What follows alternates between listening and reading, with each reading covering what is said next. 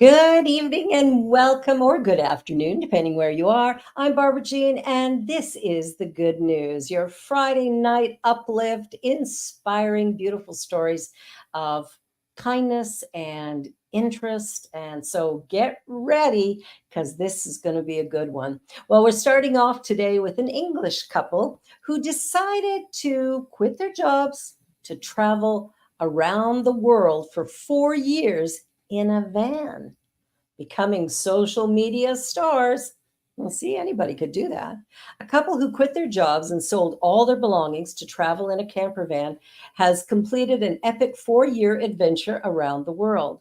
Along with avoiding their work at Britain's National Health Service just months before pandemic control started, they amassed a huge following on social media through their travels. And Chris and Marianne Fisher set off on their journey on January 2020, right before the pandemic, in a 20-year-old Fiat Ducato camper van called Trudy. Oh, I like that. With 40,000 miles, which they bought for about $21,000 2 years earlier. The pair said they realized they needed to live for now. What a great motto. Live for now. Whew, I like that. So they sold everything inside their 6-bedroom property in Telford, England, and rented it out to help pay for their journey. In total, the couple in their mid-50s traveled 67,000 miles and visited 29 countries, logging 28 million YouTube views and 180,000 subscribers. Whew! Take a trip around the world and look what happens. I think when you're sitting at a desk looking out of the window and there's a brick wall, whether it's a weekend away or a whole craziness like we've done, I would encourage anyone to just go out, said Marianne. If you got something that's stopping you, a fear, message me and I will put you straight. And she says it's been phenomenal. Different places, different cultures. Everybody's given us a warm welcome around the world. After leaving Telford, Chris and Marianne crossed Europe before arriving in Turkey just in time for COVID-19 lockdowns. The pair settled on becoming Turkish residents for 18 months before making the decision to ship the van to South Carolina and drive across the United States. Arriving in San Francisco, the couple headed to Vancouver at the start of a loop around Alaska. They swam in the Arctic Ocean after driving 1,000 miles along a dirt road called the Dempster Highway, which leads to the most northerly road point of Canada. The pair then crossed back into the US and drove part of Route 66 into California, then into Mexico. This group, they've been doing some stuff, and I think that is beautiful. Take the time, live now. You know what? It's a really great idea. So bravo to them.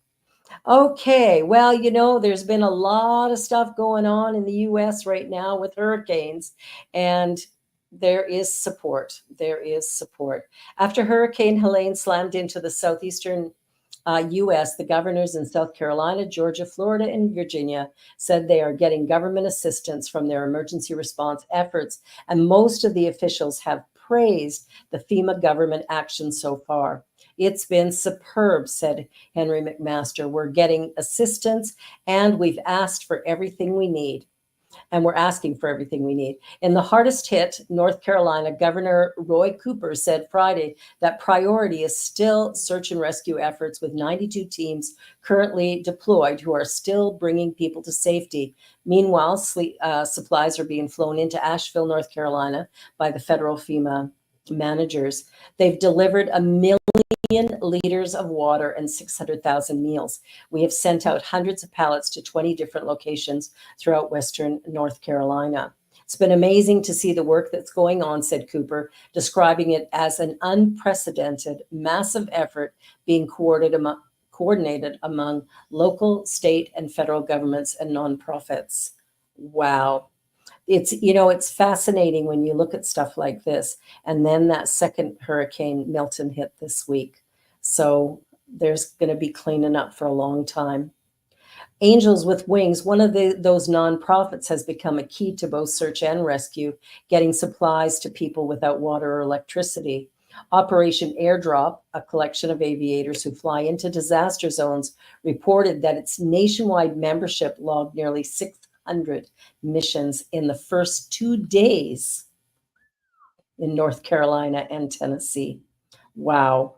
It's horrible to see these things happen, but it's beautiful to see the response from people and the love that gets shared. So bravo to these heroes that are doing this work. It is important. Well, here's a very interesting story as we continue along that Hurricane Helene story. This is a rescue of a dog that was 20 feet up, stranded in a tree, and they've reunited the dog with the family. Humans are the only loved ones being rescued in the wake of Hurricane Helene destruction. The situation looked desperate for a dog that lived in Jonesboro, Tennessee, when flooding overtook her home and her family almost gave up hope that she had survived. But on Wednesday, October 2nd, after the river receded, the Kingsport Fire Department was out surveying the wreckage with a team of rescue workers. A canine dog was helping search for casualties when he began barking uncontrollably. The bloodhound was walking and then started going crazy, said Captain Zach Helvey. I just happened to look up in the tree and it was like, oh my God, there's a dog in the tree. Not something you see every day for sure. The rescue team found a ladder in the debris and used it to climb up, where they lured the pup with food straight into a firefighter's arms. Back on the ground, Athena was cuddling with all the rescuers. She was thanking us, said Zach. The fire department shared images of the dog rescue on Facebook, and Athena's family spotted the video. I was weeping, I was laughing, I was so happy, the owner said. Despite watching their home float away like an arc, they described the reunion with their pooch as a light at the end of the tunnel. Oh, how sweet is that? I have a dog, and I'll tell you, I would be so sad if something like that happened. All right, one more story, and then we're going to go to a commercial break. This one is fascinating. Who knew? A hero passenger lands a plane after her pilot suffers a cardiac arrest. Wow.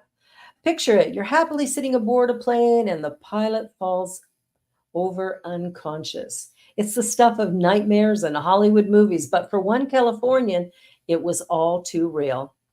On what was supposed to be a flight from Las Vegas to Monterey, the twin-engine aircraft was diverted to Bakersfield before the pilot went into cardiac arrest.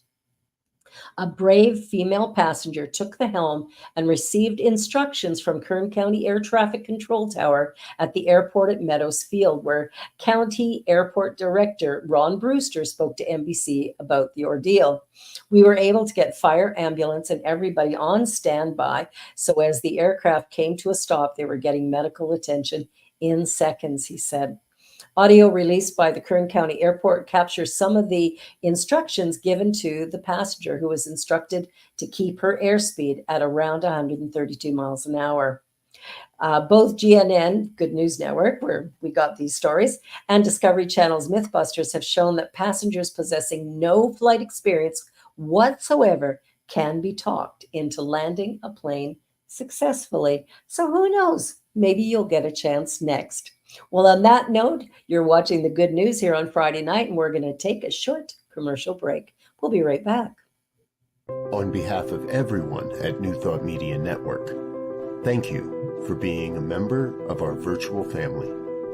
Your financial contributions help share the New Thought message with people from around the world. Please visit and contribute at www.ntmedia.org/donate. New Thought Media Network, come be you. And please like, share, and subscribe. Until next time, peace and blessings. New Thought Media Network. We are a global broadcast network of positive music, media, and entertainment, inspiring humanity's evolution along the journey of enlightenment and creating a world of love, peace, empowerment, and prosperity for all. New Thought Media Network. Positively inspiring.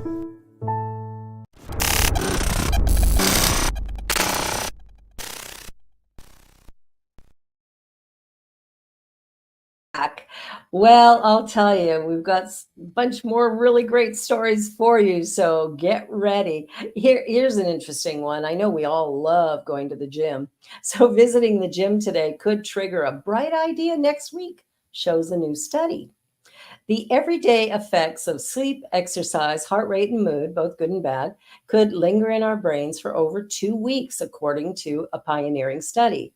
Finnish researchers tracked one person's brain and behavioral activity for 5 months using brain scans and data from wearable devices and smartphones. We wanted to go beyond isolated events, said the research leader, Anna Triani. Our behavior and mental states are constantly shaped by our environment and experiences, yet we know little about the response of brain functional connectivity to environmental, physiological, and behavioral changes on different timescales from days to months. The study found that our brains do not respond to daily life in immediate, isolated bursts. Instead, brain activity evolves in response to sleep patterns, physical activity, mood, and respiration rate over many days. This suggests that a workout or a restless night, even from last week, could still affect your brain, and therefore your attention, cognition, and memory well into next week. Though the study wasn't focused exclusively on physical activity, the results speak to what cardiovascular exercise guru Dr. Benjamin Levine recently said on a popular health and fitness podcast about how exercise should best be thought of as a part of one's personal hygiene. Whew, never heard it referred to like that before. Physical activity was also found in the Finnish experiment to positively influence the way brain regions interact, potentially impacting memory and cognitive flexibility. Even subtle shifts in mood and heart rate lasting imprints left lasting imprints for up to 15 days. Ooh, the research is unusual. A release from Aalto University suggests because few brain studies involve detail monitoring over days and weeks, the use of wearable technology was crucial. Brain scans are useful tools, but a snapshot of someone lying still for half an hour can only show so much. Our brains do not work in isolation. Imagine you can go to the gym today and have the benefit for 2 weeks. Well, maybe not physical benefit, but definitely the mood. So that's very cool information. I'll tell you, we get some great stories here. This one, two safari parks complete a rhino swap to unite sisters for the first time. Look at the babies. Big ones. Two UK safari parks have completed a rhino swap, trading a captive born male ready to breed for a feisty female who's off to where her sister lives. The male is believed to have the necessary genetics to sire many healthy rhinos, which zookeepers said should go a long way toward helping keep the species intact. Bonnie, a 2-ton, yeah, she's little, right? Cute.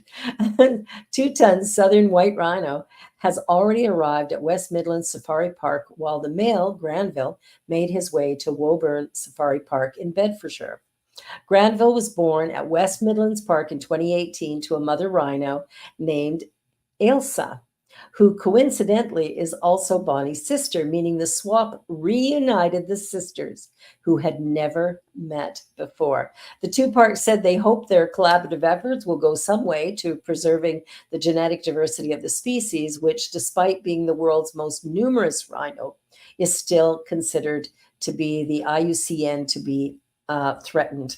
It has been bittersweet for the team. We have all enjoyed watching him grow up from a cute little tank running around the safari, excited to meet the other species in his habitat, to the character he is today. So here we've got this beautiful male who will reproduce and create more beautiful, wonderful, big rhinos, and two sisters together at last. I think that's a very, very sweet thing all the way around. Oh my goodness, puppy dogs. Don't you just love a puppy dog? This dog sits down in the middle of the road, unmoving, until an officer follows to save her owner. Yes, dogs are worth having. They do good work. From Washington State comes the story of a senior citizen being saved by his senior canine who risked her life obstructing traffic in order to find help. On September 25th, the unnamed 84-year-old owner of this beautiful pooch named Gita fell, hurt his leg, and couldn't move. Gita then ran down to the main road where she stood on the paving lines waiting for someone to stop.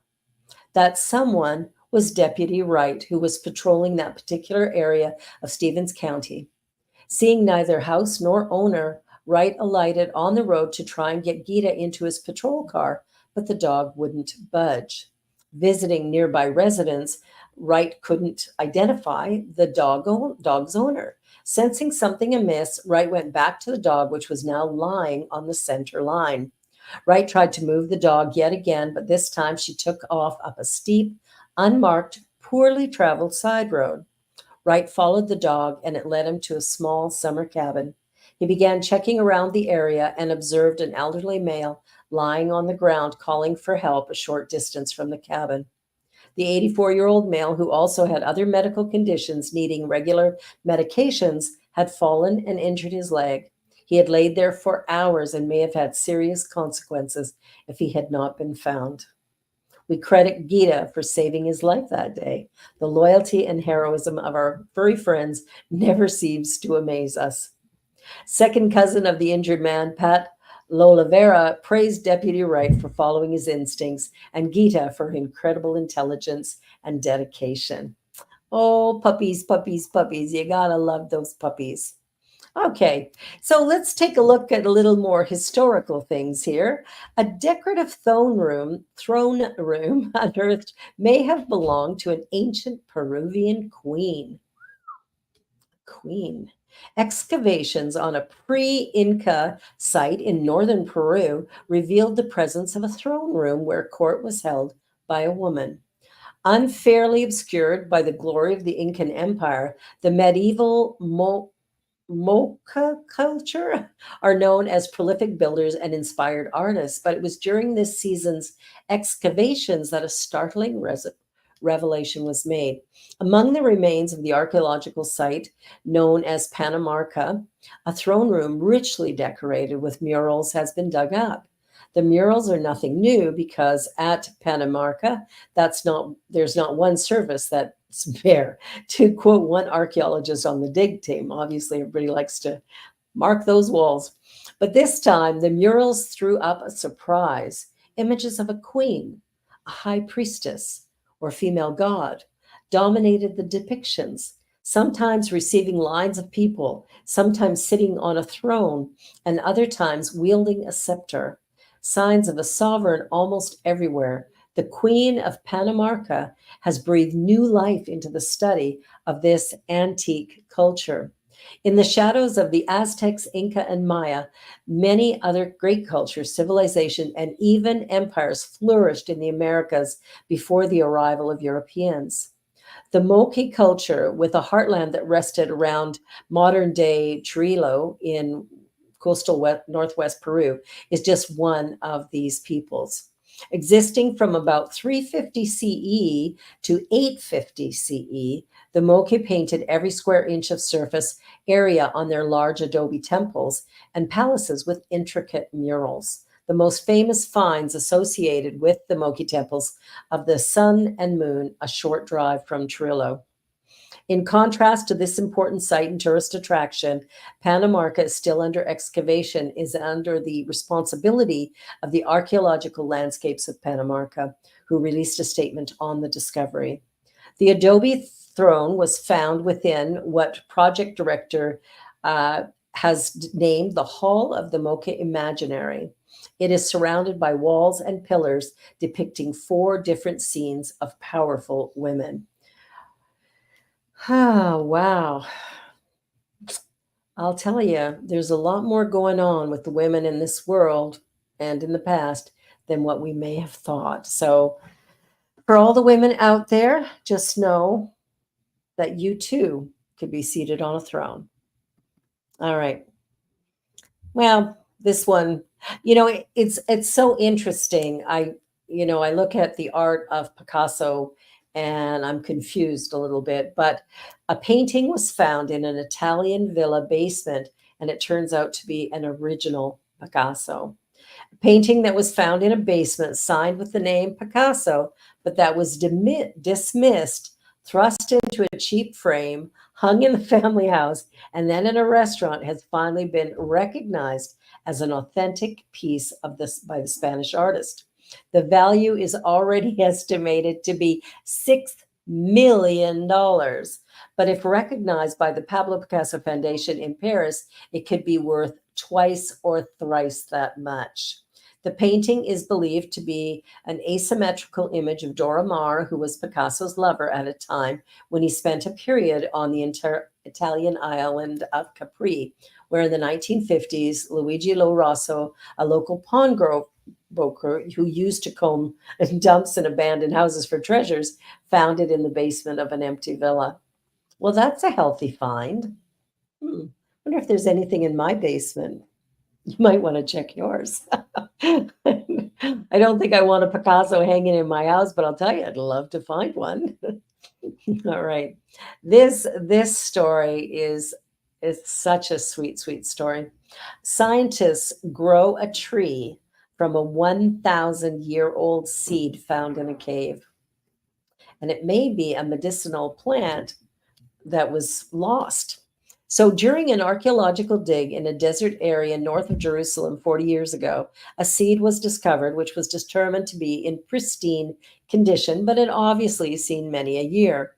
Now, despite falling from its parent 1,000 years ago, it has grown into a mature tree, and botanists examining it believe it may be an extinct species that was used for medicinal purposes for thousands of years, even receiving a nod in the Bible.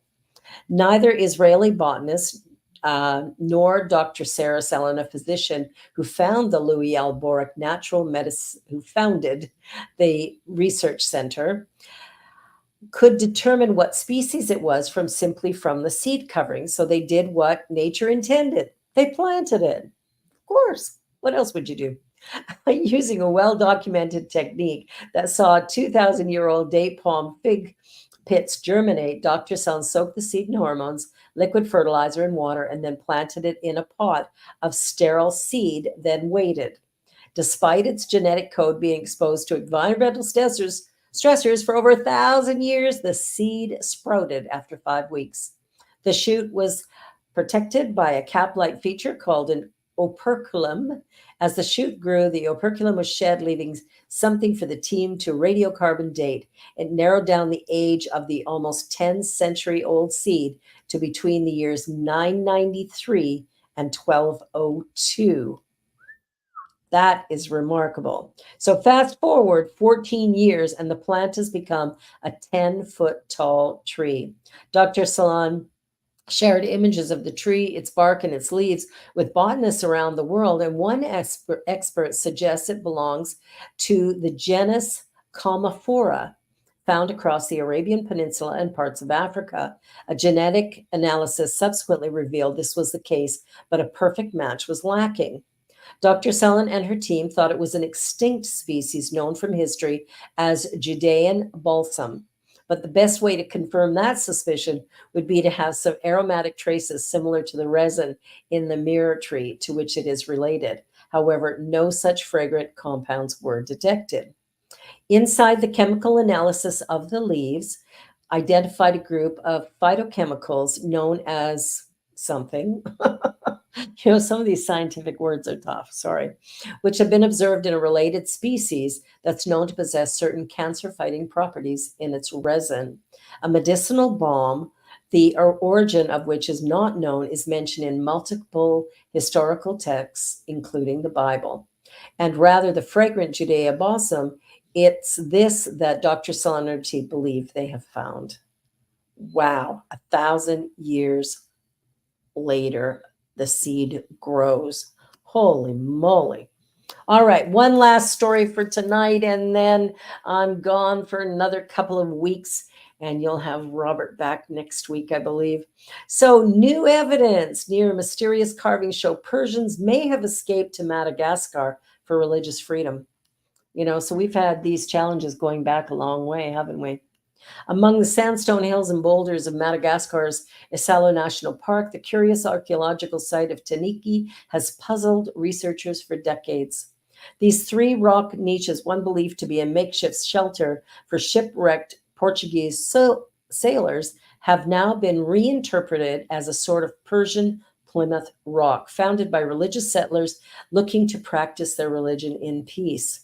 Both theories require robust evidence, and a dedicated Swiss team working at the Taniki site have turned up at least enough to dismantle the shipwrecked sailors' theory.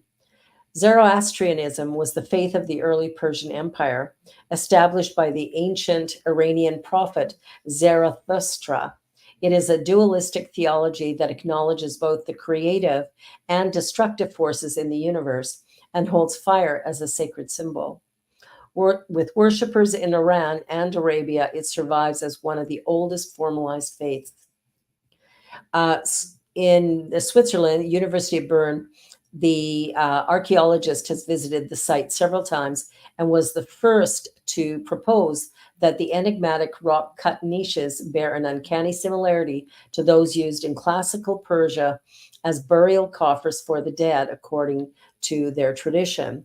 For starters, the niches are completely unlike anything found in Malagasy or East Africa antiquity. And further, the earliest carbon-dated organic remains at the Taniki site indicate habitation as early as 10 centuries ago, long before the Portuguese established the route to India. The scope of the site is also significantly greater than one would expect lost sailors requiring temporary shelter would build. The total area of the site's architectural features and masonry is about 300,000 square feet and consists of man-made terraces, rock-cut niches in the steep cliffs, and a rock shelter delimited by walls consisting of carved sandstone blocks. Complicating the matter further, pottery shards found at Taniki have their origin in Southeast Asia and China, suggesting that whoever inhabited Taniki would have had contact with the maritime trade routes that connected Africa and West Asia to the Orient. But Taniki still sits about as far from the ocean as it's possible to be on the island.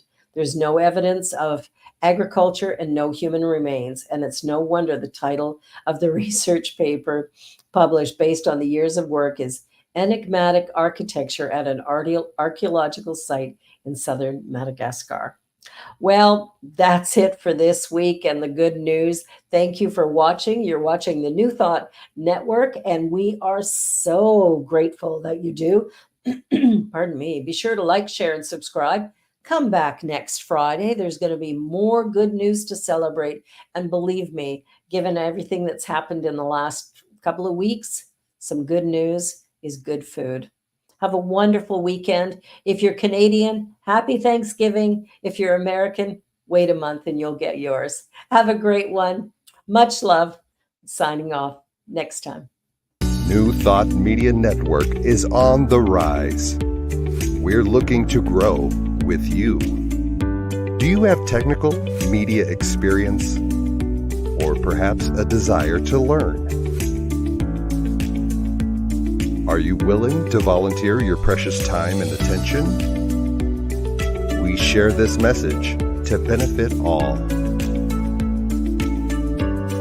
If you possess a computer with a camera and a microphone, we will share our knowledge with you. Behind the scenes or being the star, let us bless our one. Contact us at info@ntmedia.org.